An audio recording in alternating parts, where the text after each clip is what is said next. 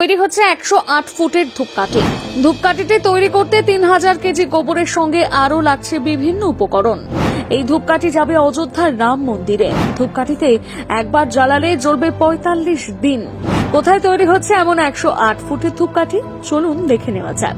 হাতে আর মাত্র কয়েকটা দিন, তারপর উদ্বোধন হয়ে যাবে দীর্ঘ প্রতীক্ষিত অযোধ্যার রাম মন্দির। দীর্ঘ কয়েক দশকের আন্দোলনের পর অবশেষে রামভক্ত সনাতন ধর্মাবলম্বীরা এই মন্দির পাচ্ছেন, যে কারণে এই মন্দিরকে নিয়ে এখন উৎসাহ আবেগের শেষ নেই। আবেগ থেকে কেউ রাম মন্দিরের জন্য বিশাল তালা তৈরি করছেন, কেউ আবার কয়েকশো কিলোমিটার হেঁটে অযোধ্যা পৌঁছানোর জন্য বদ্ধপরিকর হয়েছেন। এইসবের মধ্যে এবার একটি 108 ফুটের ধূপকাঠির খবর পাওয়া গেল। রাম মন্দিরে জ্বালানোর জন্য গুজরাতের ভাদোদরায় একটি 108 ফুটের ধূপকাঠি তৈরি করা হচ্ছে।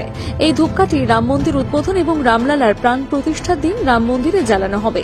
বিশেষ প্রোটোকল মেনে একটি গাড়িতে করে ধূপকাঠি নিয়ে যাওয়া হবে রাম মন্দিরে। 108 ফুটের এই ধূপকাঠিকে ঘিরে এখন রাম মন্দিরের মতো কৌতূহল জাগছে ভক্তদের মধ্যে। 108 ফুটের ধূপকাঠি কি কি উপকরণ দিয়ে তৈরি করা হচ্ছে? গুজরাতের ভাদোদরায় তারসাইল এলাকার বাসিন্দা বিহা ভাই কার্যত নিজে একা হাতেই ধূপকাঠি তৈরি করছেন। গত 6 মাস ধরে তিনি এই ধূপকাঠি তৈরি করার কাজ করছেন বলে জানা গিয়েছে। তবে এই প্রথম নয়, এর আগেও তার এইরকম রাজা ধূপকাঠি বানানোর রেকর্ড রয়েছে। তিনি এর আগে 111 ফুটের ধূপকাঠি বানিয়েছিলেন।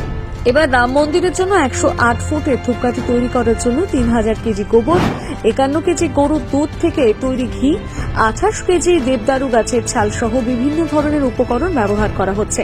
জানা গিয়েছে, অন্যান্য কাজের পাশাপাশি প্রতিদিন 2 থেকে 3 ঘন্টা তিনি এই ধূপকাঠি তৈরি করার জন্য সময় দিচ্ছেন।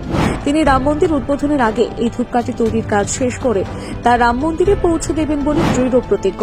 এই ধূপকাঠি একবার চালানোর পর অন্তত 45 দিন ধরে জ্বলবে বলেও জানা যাচ্ছে সূত্র মারফত। গুজরাট থেকে অযোধ্যা 1800 কিলোমিটার পথ পাড়ি দিয়ে এই ধূপকাঠি পৌঁছে যাবে অযোধ্যা রাম মন্দিরে।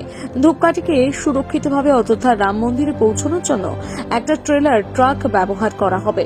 যা জানা যাচ্ছে তাতে ধূপকাঠিটি তৈরি হওয়ার পর তার ওজন দাঁড়াবে 3500 কিলো। উপকরণ ছাড়াও যে লাঠি ব্যবহার করা হচ্ছে তার ওজনও অনেক।